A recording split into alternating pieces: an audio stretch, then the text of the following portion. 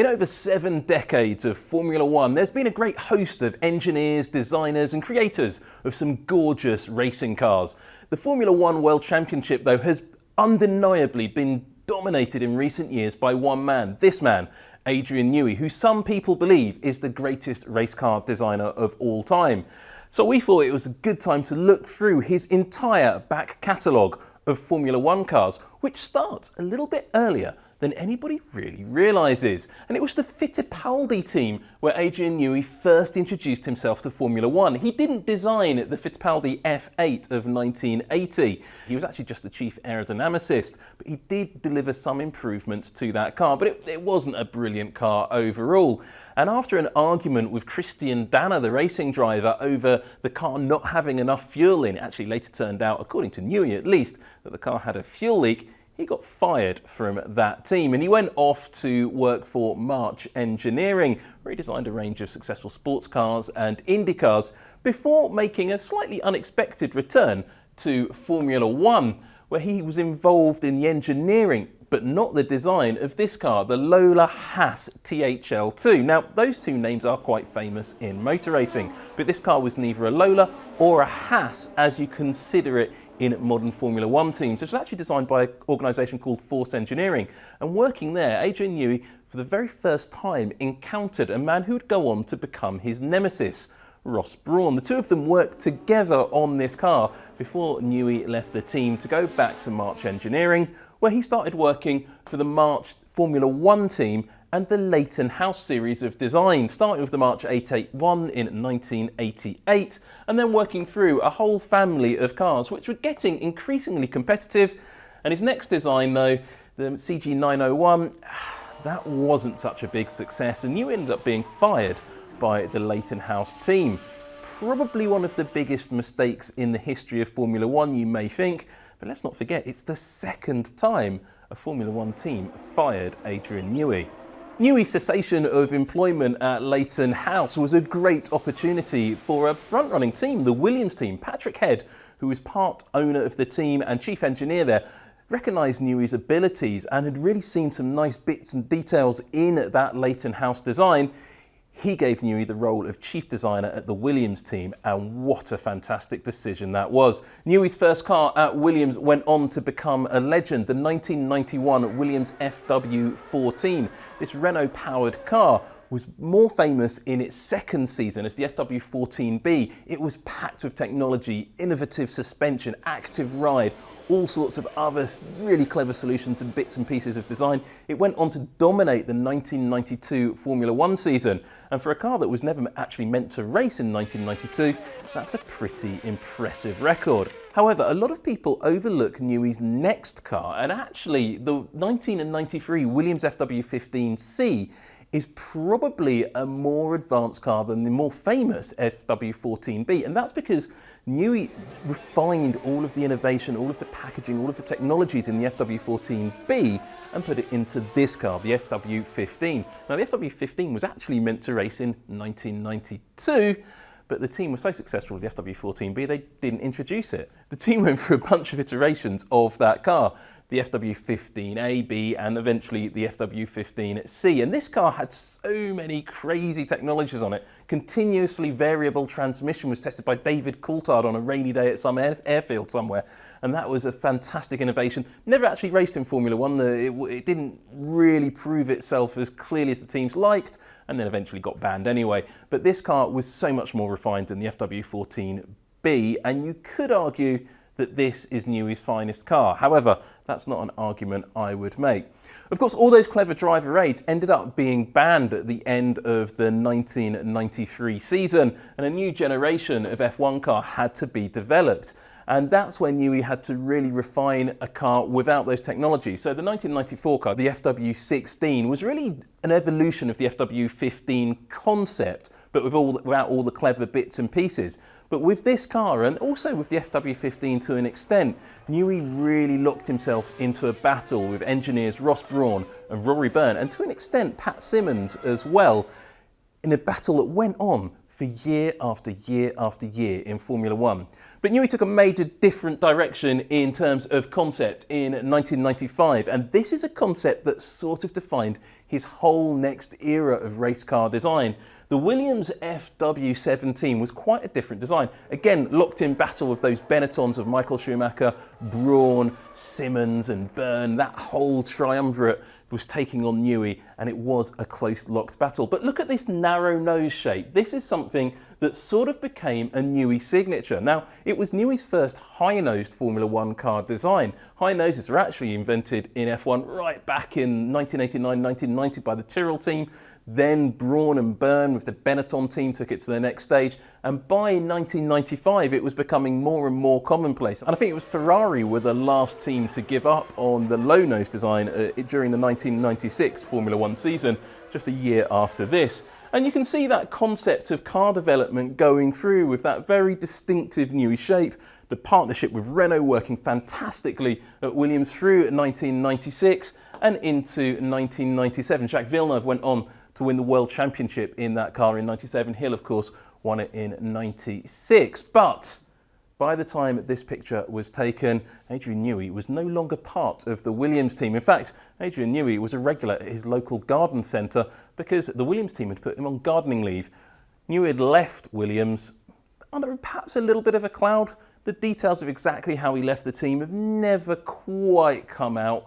It wasn't entirely acrimonious, but I don't think everybody was happy with the arrangement, particularly when Newey announced that he was joining the McLaren team for 1998. Now, he wasn't able to have a major influence on the team's 1997 car design because he only joined the team in 1997, but he was able to introduce this, the MP413, which in my opinion is one of the finest Newey designs, if not the finest Newey design we've seen at all. Moving on though, that MP413 started a family of McLaren designs that ran through a number of different iterations. The MP414, and if you take a look around the nose of the car, you can really start to see some of the details around the shape of the nose. But the real clever stuff, of course, was all in the back of the car, being worked on by Mercedes, by Ilmor, and of course by McLaren itself.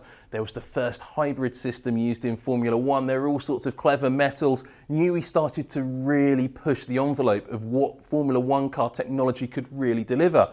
And that's a process that continued over a few years. You can see the iterative design that Newey's become famous for. You can even see some shapes that may look a little bit familiar. Have a look at this cockpit surround and the shape around David Coulthard's head here.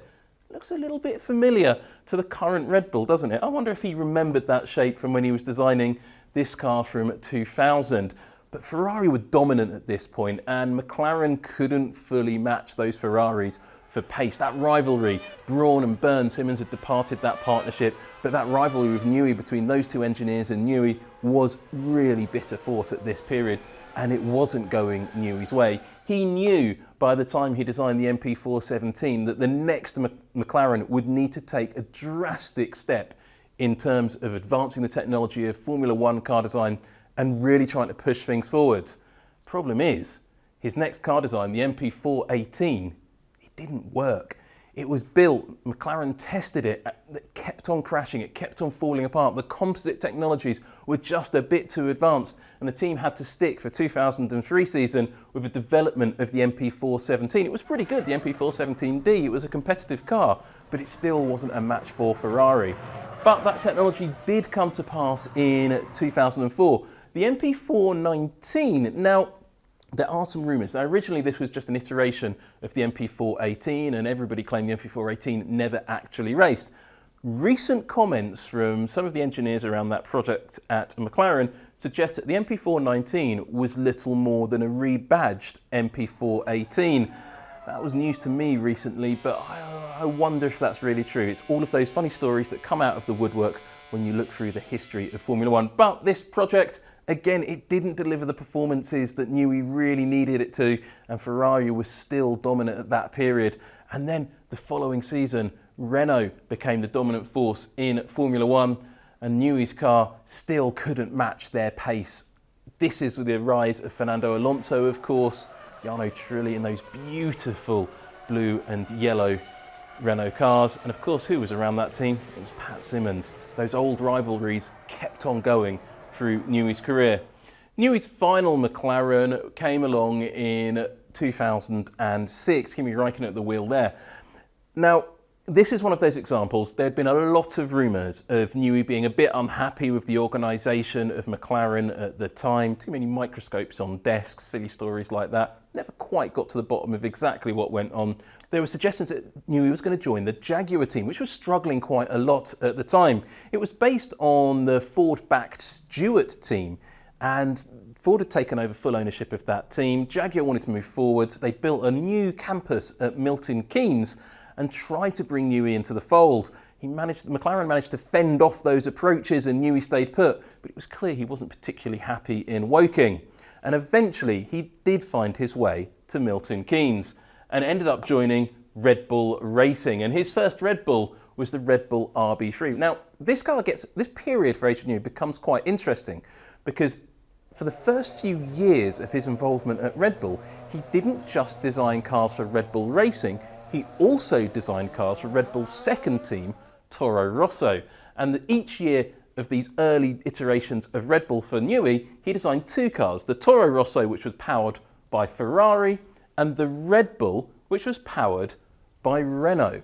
Now, the first Red Bull, here we see David Coulthard at the rear wheel of the RB4 in 2008, and it was Newey's first design that won a Grand Prix for the Red Bull organisation. But it wasn't won by Red Bull Racing. It was run by Toro Rosso, Sebastian Vettel winning the 2008 Italian Grand Prix in sensational style, wet conditions, and a fantastic win. That team in Faenza's first ever win, something only eclipsed by the team much more recently with Pierre Gasly in AlphaTauri at Monza again a few years later. But this began a period of domination for Newey and Red Bull Racing. And of course that period of domination started in 2009. Hang on, what am I talking about? 2009? That's a year famous for the domination of Brawn GP. Yet there's that rivalry again, Newey and Brawn.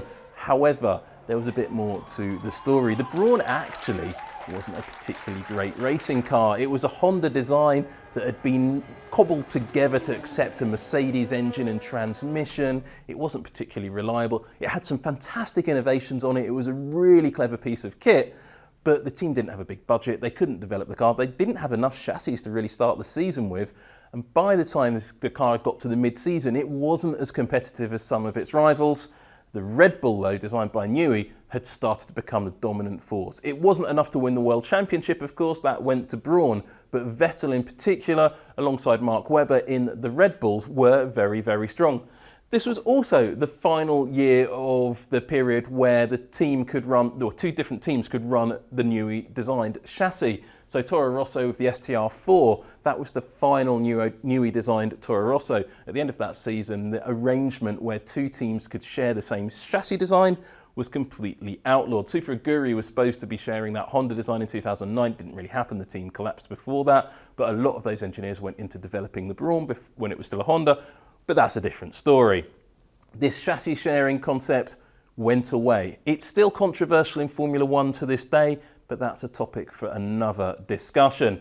Newey's last Toro Rosso was the beginning of that domination period though. 2009 went into 2010, and what Newey had discovered working with Renault's engineers was a really clever way of routing the exhaust around the back of the car to seal the edge of the floor from the mucky effects of the rotating rear tyres, robbed the underside of downforce, and those blown diffusers became the big dominant factor in Formula One for the next few years. Newey's designs really took it to a new level. While some teams tried some extreme examples of blown diffusers, it was Newey and Renault that really mastered it. Renault at that period didn't have the most powerful engine, but they did master the engine control system where the driver's foot became a torque demand switch rather than a pure throttle control device, and that allowed Sebastian Vettel in particular to totally dominate Formula One for the next few seasons, right up until the rules changed in 2014, the introduction of the power units. And here things went a little bit wrong. The Renault power unit was deeply troubled in 2014. Adrian Newey didn't also like the technical regulations particularly. you may remember there was an awful lot of commentary about the shape of the front of the cars with the exposed front impact structure. Newey didn't want what he called one of those hook-nosed designs and came up with a slightly different option, but the car wasn't as competitive as it should have been. Newey got a bit fed up with Formula One at this point and decided to take something of a sabbatical. He stayed within the Red Bull organisation and he was still involved in the Formula One project, but he worked on things like America's Cups boats. He went off and played with his own racing cars. He went off and did his own thing for a bit. He just had a little bit of a time off from Formula One, and the overall design direction of Red Bull was handed over to other engineers like Rob Marshall, who were responsible for cars like the RB11.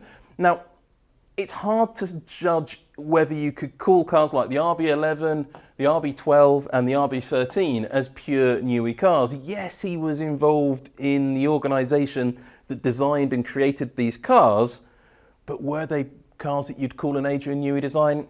It's a matter of debate. But halfway through the 2017 season, Newey came back to the fold and took control of the design department at Red Bull once more. And that was partly because the team was struggling. They couldn't get the performance from the car the way they want it to be. There were some wind tunnel correlation problems. Let's not forget, Red Bull's wind tunnel is the oldest in Formula One, and that new wind tunnel is still a long way from even starting construction. So there's still a lot more to come from Red Bull.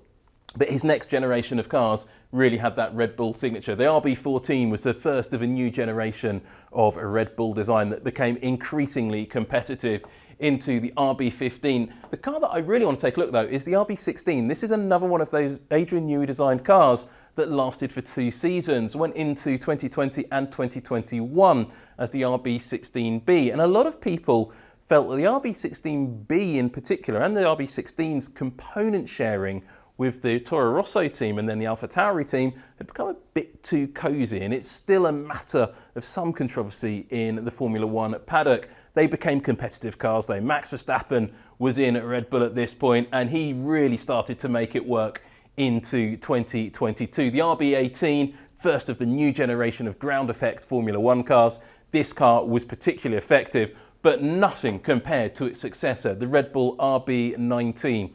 One of the most successful Formula One cars of all time, if not the most successful, depending on which metric you look at. Certainly one of Formula One's greatest car designs. Is it Adrian Newey's greatest car design? Some people would say absolutely. I'd suspect Max Verstappen would be one of those.